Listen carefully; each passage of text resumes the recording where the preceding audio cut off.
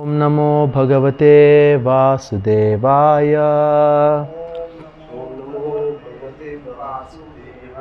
ओम नमो भगवते वासुदेवाय। ओम नमो भगवते वासुदेवाय। आज हम लोग पढ़ रहे हैं भगवत गीता का जो तीसरा अध्याय है।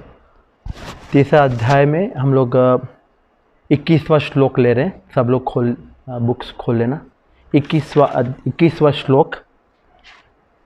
तो हम लोग इसको पढ़ेंगे अभी, पहले श्लोक और इसका तात्पर्य और अनुवाद, फिर इसके बाद थोड़ा चर्चा करेंगे। तो ये तीसरा अध्याय और 21वां श्लोक। ओके, सब लोग मेरे साथ दोहराइए। यद यद आचरति श्रेष्ठस् तत्तद् एवेतरो जनः स यत् प्रमाणं कुरुते लोकस्तद् अनुवर्तते। यद यद आचरति श्रेष्ठस् तत्तद् एवेतरो जनः स यत् प्रमाणं कुरुते लोकस्तद् अनुवर्तते। कोई पढ़िए। यद यद आचरति श्रेष्ठस् तत्तद् एवेतरो जनः स यत् प्रमाणं कुरुते लोकस्तद् अनुवर्तते। कौन पढ़ेगा? यद यद आचरति श्रेष्ठस् तत्तद् एवेतरो जनः स यत् प्रमाणं कुरुते लोकस्तद् अनुवर्तते। Translation and purport by His Divine Grace A.C. Bhaktivedanta Swami Prabhupada। तो इसका अनुवाद और तात्पर्य है श्रीला प्रभुपाद द्वारा, इस्कॉन के संस्थापक आचार्य। तो मैं इसका कोई पढ़ सकता है जोर से हिंदी में? महापुरुष जो जो आचरण करता है सामान्य व्यक्ति उसी का अनुसरण करते हैं। वह अपने अनुसरणीय कार्यों से जो आदर्श प्रस्तुत करता है संपूर्ण विश्व उसका अनुसरण करता है। आप पढ़िए हिंदी में इसका परपोर्ट पढ़िए। सामान्य लोगों को सदैव एक ऐसे नेता की आवश्यकता होती है जो व्यवहारिक आचरण द्वारा जनता को शिक्षा दे सके। यदि नेता स्वयं धूम्रपान करता है तो वह जनता को धूम्रपान बंद करने की शिक्षा नहीं दे सकता। चैतन्य महाप्रभु ने कहा है कि शिक्षा देने के पूर्व शिक्षक को ठीक ठीक आचरण करना चाहिए। जो इस प्रकार शिक्षा देता है वह आचार्य या आदर्श शिक्षक कहलाता है। अतः शिक्षक को चाहिए कि सामान्य जन को शिक्षा देने के लिए स्वयं शास्त्रीय सिद्धांतों का पालन करे। कोई भी शिक्षक प्राचीन प्रमाणिक ग्रंथों के नियमों के विपरीत कोई नियम नहीं बना सकता। मनु संहिता जैसे प्रमाणिक ग्रंथ मानव समाज के लिए अनुसरणीय आदर्श ग्रंथ है।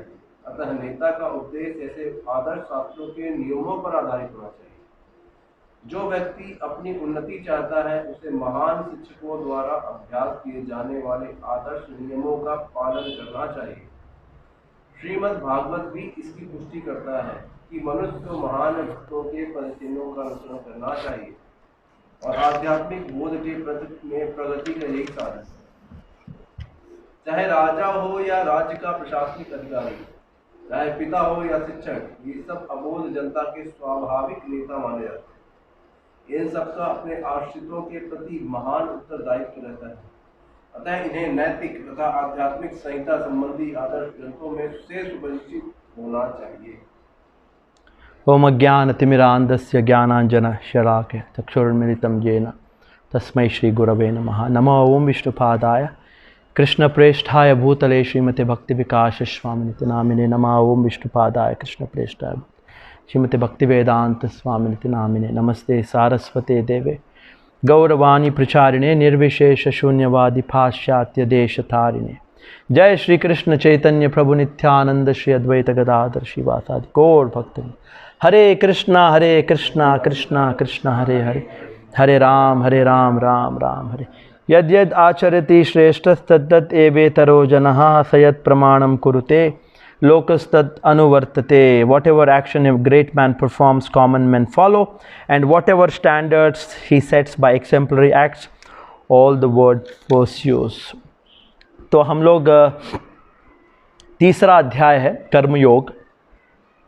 तो यहाँ जो इस अध्याय का नाम है कर्मयोग। अगर आप कर्म एक शब्द को अलग से लेंगे और उसका मतलब क्या है समझेंगे तो उसका मतलब क्या है, कर्म का मतलब क्या है। अगर इस आज के जो चैप्टर की दृष्टि के कर्म के बहुत सारे मतलब हो सकते हैं, लेकिन यहाँ पे जो कर्म योग में कर्म का क्या मतलब है, अगर किसी ने आपको पूछा तो क्या जवाब दोगे? कर्म बहुत सिंपल है, हर जगह हम लोग भगवद गीता पढ़ते ही कर्म योग, ज्ञान योग, ध्यान योग। तो कर्म का मतलब क्या है, कोई तो बताओ। अच्छा, कर्म यानी सिर्फ कर्म। कर्म, मैं तो योग की बात नहीं कर रहा हूँ, यहाँ कर्म की बात कर रहा हूँ बस। कर्म का मतलब क्या है? सिंपल कर्म, काम करना एक क्रिया है। जैसे कि हम लोग सुबह उठ के दांत साफ करते हैं, वो भी एक क्रिया है ना, जिससे हम लोग खाना खाते हैं। जो भी एक क्रिया को कर्म बोला जाता है। फिर अब उसके साथ अगर योग को जोड़ दोगे तो इसका मतलब बदल जाता है, ये थोड़ा हायर लेवल में हो जाता है। इसका मतलब क्या है? कर्म योग, योग में कर्म कर रहे हैं अभी।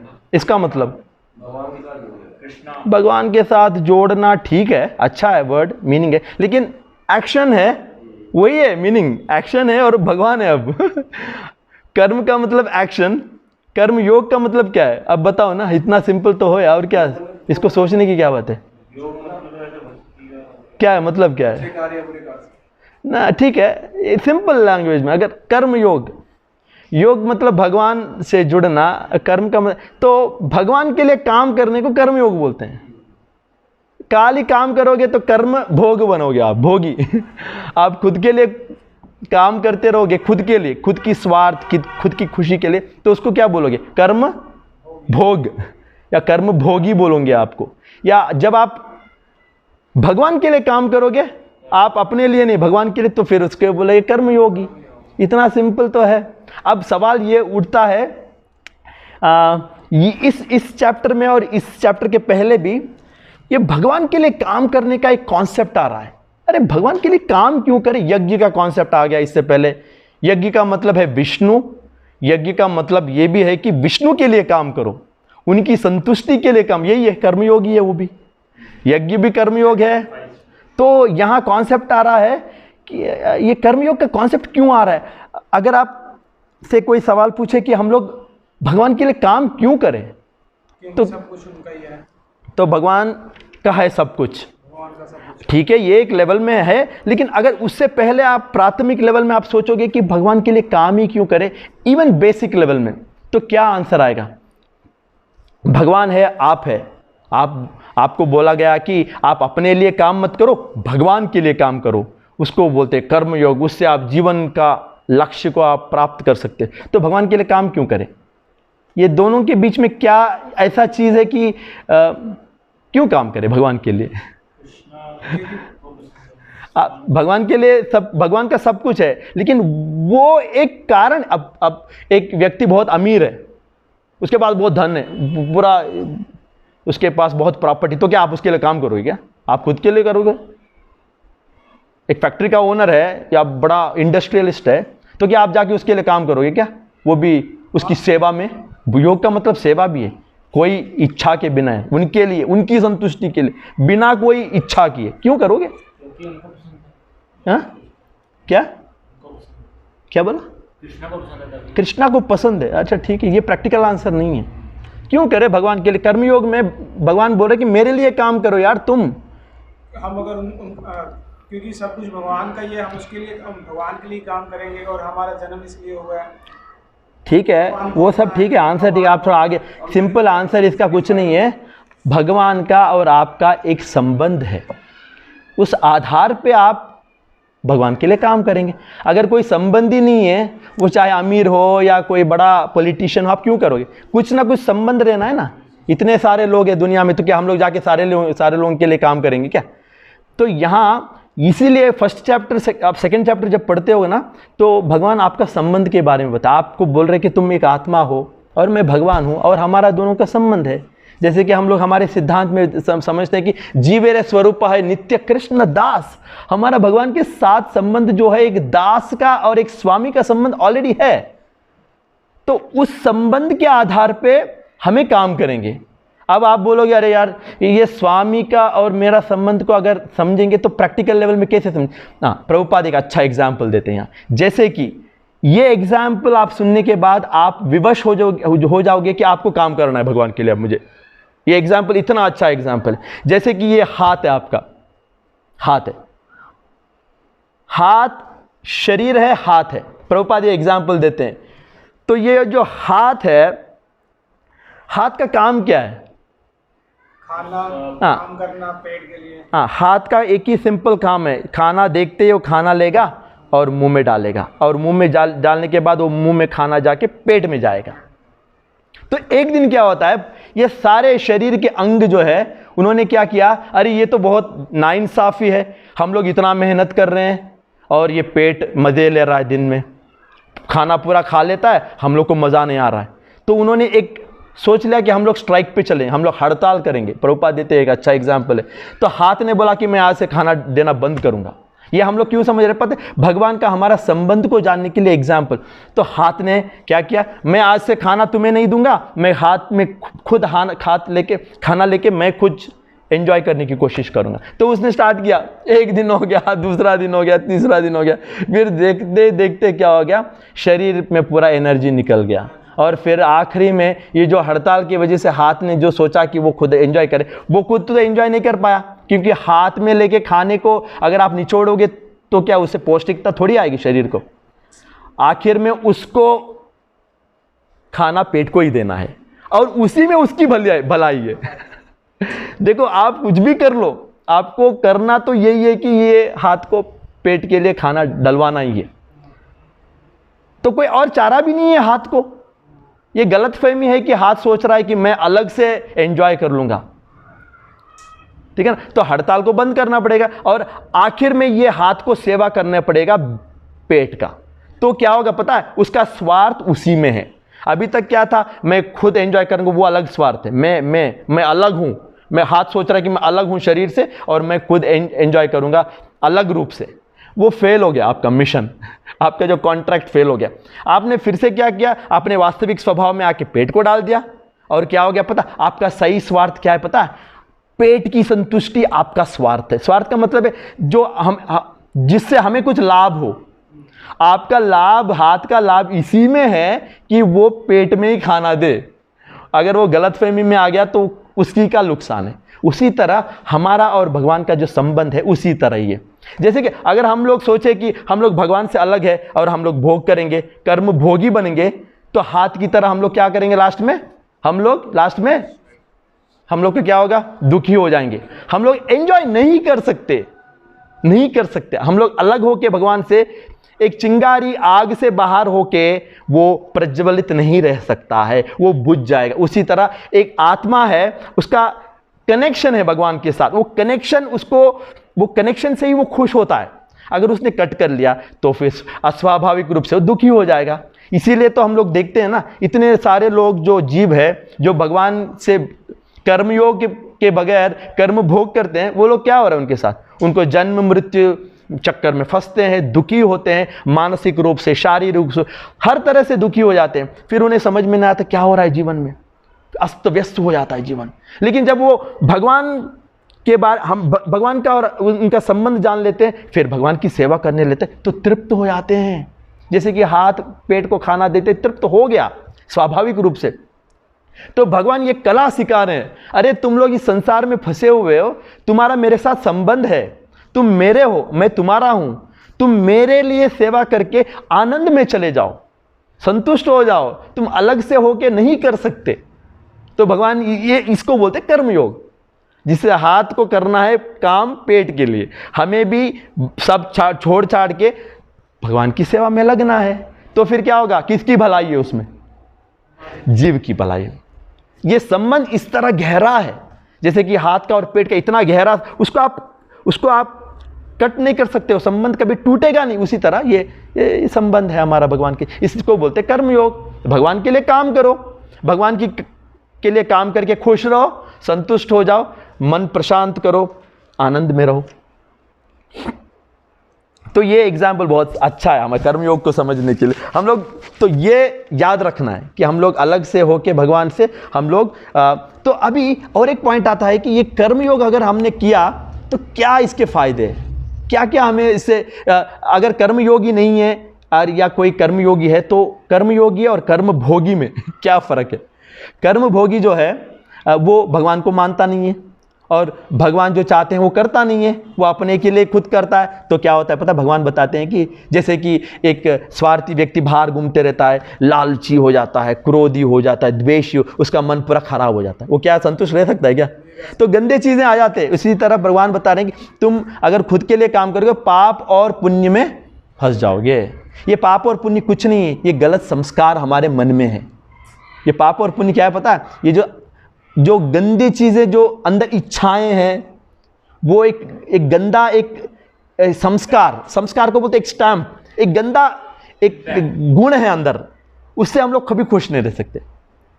तो क्या हो रहा है, एक जो व्यक्ति भगवान के लिए काम नहीं करता वो पाप और पुण्य में फंस जाता है, लेकिन एक व्यक्ति जो भगवान के लिए काम करता है वो पाप और पुण्य से फ्री हो जाता है। और क्या होता है, जब हम लोग शास्त्रों के अनुसार, जैसे कि यज्ञ करना है, भगवान की संतुष्टि के लिए कार्य करो, लेकिन किस तरह से करो, अपने मनमानी नहीं, शास्त्र जो बोलता उसको करना है।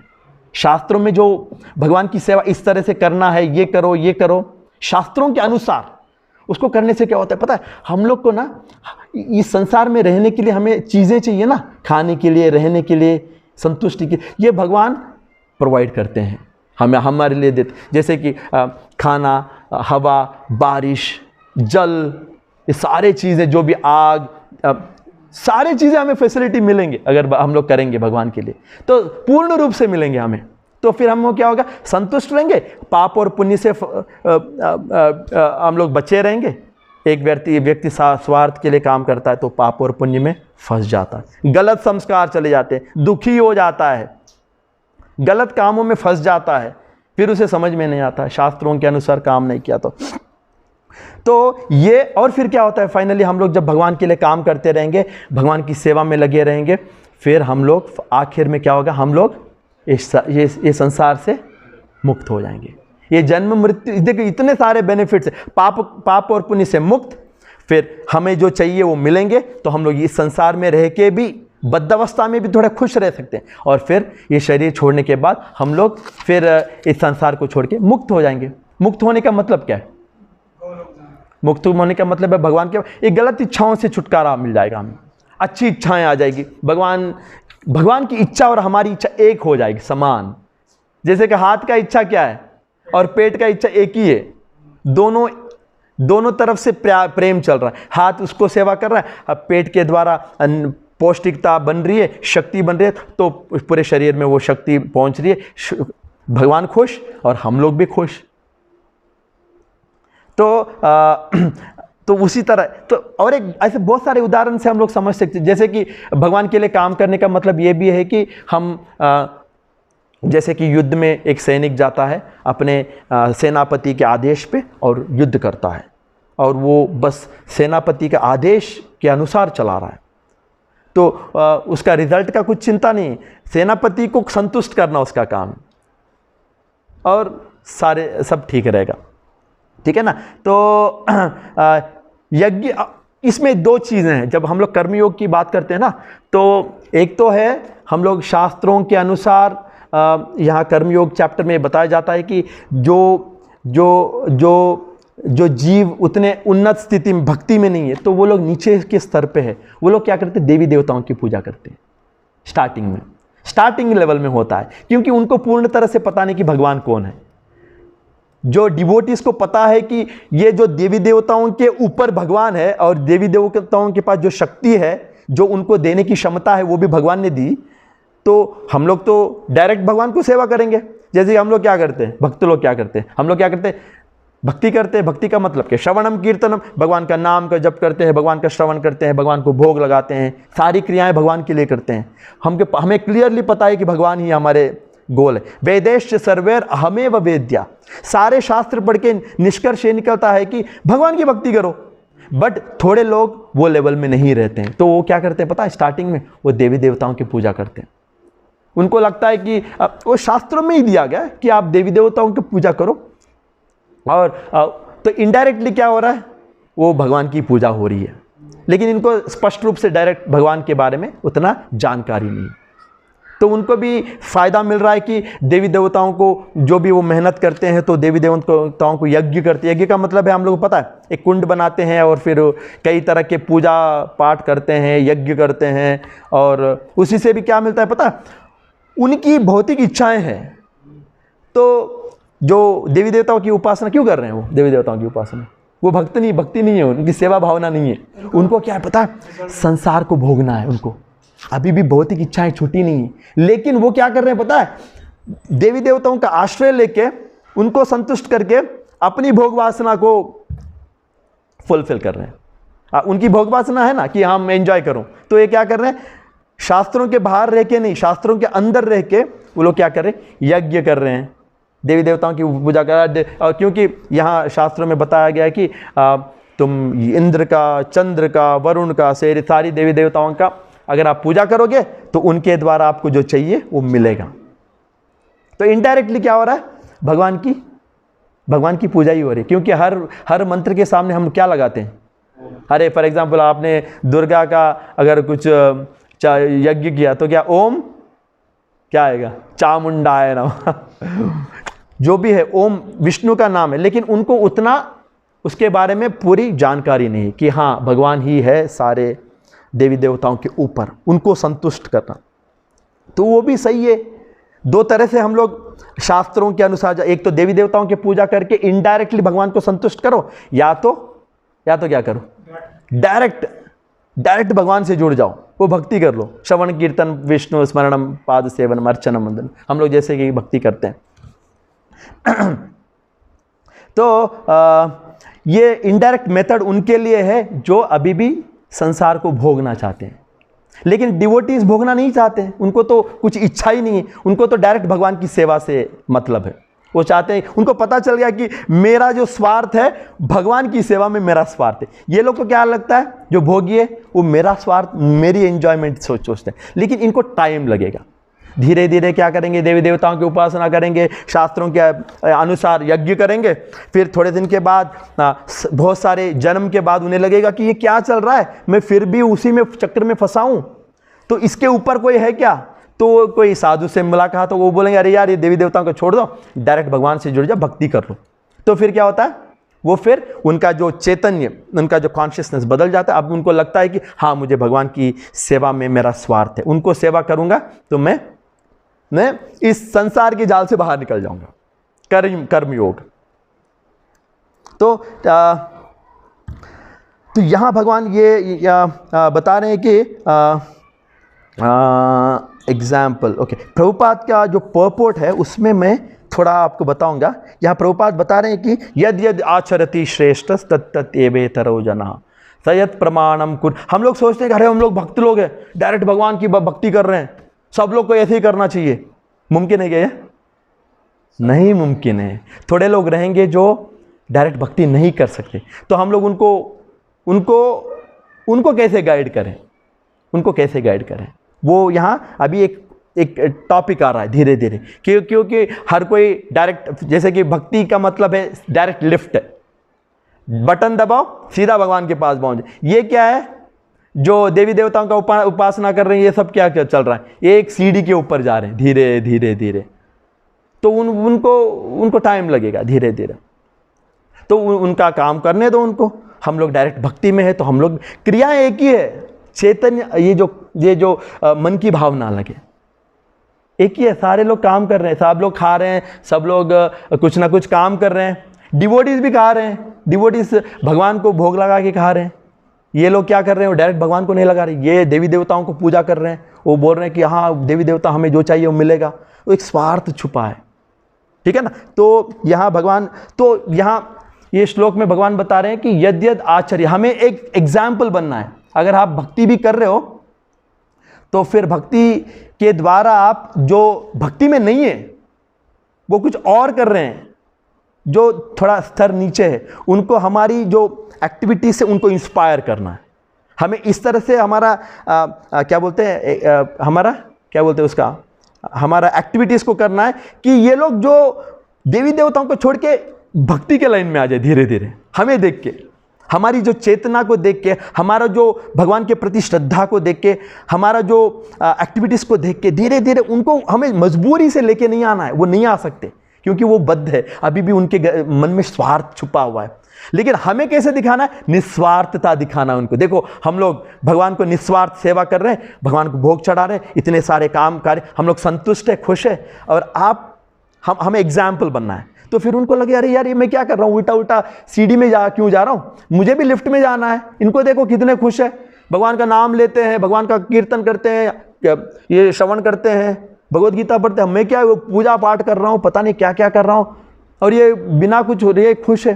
तो उनको हमें धीरे धीरे इधर लेके आना है, हमारी तरफ, भक्ति की ओर। उनको सडनली बोलोगे अरे यार तुम गलत हो, तो फिर वो उसको समझ में नहीं आएगा, क्योंकि वो तो स्वार्थी है ना।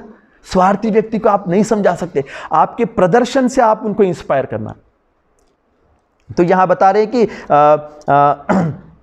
एक्चुअली कृष्णा ने, जब आपके कृष्ण के चरित्र भी आप देखोगे ना, तो कृष्ण भी जब भगवान स्वयं जब अवतरित हुए तो कृष्ण ने एक गुरु के पास अपना शिक्षा पाया था, और जब अपने महारानियों के साथ द्वारका में थे, उन्होंने एक नॉर्मल व्यक्ति की तरह एक्टिविटी की। अपनी पत्नी, बच्चे, घर, काम, आप देखोगे तो एक नॉर्मल व्यक्ति, उनको तो कुछ करना नहीं था, सीधा भक्ति कर सकते थे, लेकिन लोगों को अट्रैक्ट करने के लिए, लोगों को उनका चरित्र से। तो यहाँ हमें जनक महाराज का एग्जाम्पल इस श्लोक से पहले दिया गया। जनक महाराज के पास, जनक महाराज इतने भक्ति में थे कि उनको तो सारा राज्य से विरक्त थे, लेकिन उन्होंने क्या किया पता है? उन्होंने छोड़ा नहीं राज्य को, छोड़ छाड़ के, बीवी बच्चों को छोड़ के जंगल में नहीं गए। अगर वो जाते तो क्या होता? तो ये एक आम इंसान जो बद्ध है वो सोचता है क्या कर रहा है ये क्या कर रहा है, छोड़ छाड़ के क्यों जा रहा है? तो क्या मैं भी छोड़ छाड़ के मेरे बीवी बच्चों को छोड़ के चले जाऊं क्या? वो सोचेगा, गलत सोचेगा, उसको गलत आदर्श हो जाएगा। तो एक डिवोटी क्या करता पता है? अपनी स्थिति में रह के अपने कार्यक्रम करते, भक्ति करते रहता है और दूसरों को इंस्पायर करता है। जैसे कि जनक महाराज वहीं थे, उनको कुछ लेना नहीं था उनका जो राज्य, उनका पैसे, नाम, यश से। बस लोग देख रहे हैं, उनके लिए उन्होंने एक अच्छा आदर्श चरित्र को बनाए रखा, और वो लोग देख के फिर वो लोग भी धीरे धीरे भक्ति में आएंगे। हमें भी यही करना है कि हमें एक आदर्श बनना है हमारी जो एक्टिविटीज से, भक्ति की एक्टिविटीज से, ताकि ये जो देवी देवताओं के उपासना जो कर रहे हैं उनको लगे कि ये गलत कर रहे हैं हम लोग। हमारे आदर्श से उनको जोर जबरदस्ती आप लेके नहीं आ सकते, किसी को भी नहीं कर सकते आप, ठीक है ना। तो यहाँ भगवान ये बता रहे हैं, जनक महाराज है, फिर चैतन्य महाप्रभु ने भी संन्यास लिया। चैतन्य महाप्रभु को क्या संन्यास का क्या जरूरत था? चैतन्य महाप्रभु तो डायरेक्ट डिवोट, एक हाई लेवल में डिवोट, लेकिन उन्होंने एक सामाजिक रूल्स एंड रेगुलेशन जो शास्त्र में है उनको भी फॉलो किया। जैसे कि श्राद्ध एक डिवोटी के करने की जरूरत नहीं है, लेकिन चैतन्य महाप्रभु ने श्राद्ध किया, ताकि अगर चैतन्य महाप्रभु नहीं करते तो गलत एग्जाम्पल को देख के लोग बोलते हैं हम लोग श्राद्ध को बंद ही कर देंगे। श्राद्ध तो शास्त्र विधि है, विधि को नहीं छोड़ सकते। एक डिवोटी हाई लेवल में उनको जरूरत नहीं है ये सब करना, क्योंकि वो तो डायरेक्ट भगवान की संतुष्टि के लिए काम कर रहे हैं ना। ये रूल्स तो बद्ध जीवों के लिए, लेकिन हम लोग को बद्ध जीवों को रूल्स में रखना है, उनको निकालना नहीं है। अगर हम लोग डिवोटीज हाई लेवल में जाके हम लोग रूल्स फॉलो नहीं करेंगे तो वे सोचेंगे कि रूल्स की ज़रूरत नहीं है, तो वो लोग भी हमें फॉलो करेंगे, और फिर क्या होगा पता? शास्त्र का खंडन हो जाएगा। तो जब तक वो प्योर नहीं होंगे उनको अपने स्तर पे उनको प्योरीफाई करना। समझ में आ रहा है क्या बोल रहा हूँ मैं? क्या बोल रहा हूँ? Make sense? तो बस ये थोड़ा बहुत सारे टॉप पॉइंट्स है, मैं थोड़ा फास्ट जा रहा हूँ। तो मनु संहिता का उदाहरण यहाँ प्रभुपाद दे रहे हैं कि मनु संहिता में धर्म की चर्चा है। मनु संहिता में धर्म क्या है? एक भौतिक जगत पे धर्म भी चलता है, भक्ति भी चलता है, ये दोनों है। आप धर्म को छोड़ के सिर्फ भक्ति करोगे ना तो फिर एक रॉन्ग एग्जाम्पल सेट होगा। तो एक बहुत कॉम्प्लिकेटेड चीज़ है, इसलिए गाइडेंस चाहिए, गुरु का गाइडेंस चाहिए हमें। हम लोग गुरु का गाइडेंस लेंगे तो फिर हमें इसलिए धर्म क्या है पता है, भौतिक जीवन में धर्म हमारे लिए एक ग्लव्स की तरह है, ताकि हम लोग दूषित ना हो जाए भौतिक संसार में, और भक्ति भगवान से जोड़ती है, दूषित नहीं होंगे धर्म का पालन करके। तो इसलिए यहाँ अर्जुन क्या कर रहा है, अभी एग्जाम्पल में आते हैं, हमारा प्रैक्टिकल है। अर्जुन को क्या बोल रहे हैं, अर्जुन को युद्ध लड़ना चाहिए नहीं चाहिए, क्यों नहीं लड़ना चाहिए, कि लड़ना चाहिए, क्यों लड़ना चाहिए, वो तो धर्म है, भगवान का आदेश है। भगवान का आदेश है। अब वो तो एक वो हाई लेवल पे भगवान का आदेश, लेकिन उससे नीचे स्तर पे युद्ध एक धर्म भी है अर्जुन का। तो अर्जुन युद्ध क्यों करे धर्म के स्तर पे, क्षत्रिय नहीं। अब सामाजिक दृष्टि में क्या हो रहा है, सामाजिक दृष्टि में ना सारे लोग भक्त नहीं है ना, समाज में सारे लोग भक्त नहीं है। जो हाई स्तर पे आप जैसे बोला वो भगवान चाहते हैं, उनको तो पता ही नहीं कि भगवान चाहते हैं, वो तो देखेंगे कि अर्जुन का जो क्षत्रिय धर्म वो कर रहा है कि नहीं कर रहा है, वही देखेंगे बस। अगर वो कर रहा है तो उनके लिए उनके लिए अच्छा लगेगा, अर्जुन ने धर्म का पालन कर लिया जो शास्त्रों में है। अर्जुन को कोई जरूरत नहीं था युद्ध करने का, भगवान को कोई जरूरत नहीं था युद्ध करने का, लेकिन भगवान ने बोला कि तुम युद्ध करो, एक तो मेरे लिए करो, और उससे ऊपर है कि सामाजिक दृष्टि से युद्ध करना बहुत जरूरी था। क्योंकि ना अगर आपने युद्ध नहीं किया अर्जुन ने, और अर्जुन ने बोला मैं भक्त हूं, मैं उससे ऊपर हूं, मुझे क्या लेना देना, मैं तो भगवान से जुड़ा हुआ हूं, भगवान को स्मरण कर रहा हूं, तो क्या होगा पता है, समाज में जो निचले स्तर के लोग हैं जो भक्ति में नहीं है, वो सोचेंगे कि ये जो धर्म वर्म वेस्ट है, तो हमें सब हम लोग कुछ भी कर सकते हैं। तो क्योंकि ना यद यद आचरिति श्रेष्ठस, जो समाज में उन्नत स्थिति में जो लोग हैं ना, उनको ना फॉलो करेंगे लोग। जो हाई लेवल में जो लोग हैं, जो अमीर है, जो अच्छा चरित्रवान को देख के लोग फॉलो करते ना, तो अर्जुन को भगवान ने बोला कि तुमको ये भी करना पड़ेगा, इसके साथ मेरा स्मरण में युद्ध करो। तो इसका मतलब क्या हुआ कि समाज में एक एग्जाम्पल सेट करने के लिए बहुत ज़रूरी था। नहीं तो क्या होगा पता है, फिर कोई ना कोई क्षत्रिय रहेगा, ना कोई, अगर कोई अधर्मी है तो उसको मारने की चेष्टा भी नहीं होगा और क्रिया भी नहीं होगा। वो लोग बोलेंगे कि अरे यार छोड़ो छाड़ो, ये सब क्या है, ज़रूरत ही नहीं है युद्ध करने की। अर्जुन ने देखो भक्ति में चला गया, युद्ध विद्ध किया ही नहीं। तो दोनों चल रहे हैं, एक तो भगवान का इच्छा चल रहा है और धर्म का पालन हो रहा है, ताकि लोग जो नीचे स्तर में है, जो भक्ति में नहीं है, वो देख के वो धर्म को पालन करे। क्योंकि अधर्म का तो अधर्म को मिटाने के लिए तो भगवान आए ना। भगवान क्यों अवतरित हुए, क्या श्लोक है वो, क्या श्लोक है, यदा यदा ही धर्मस्य ग्लानिर्भवति भारत अभ्युत्थानम अधर्मस्य, अधर्म को मिटाने के लिए।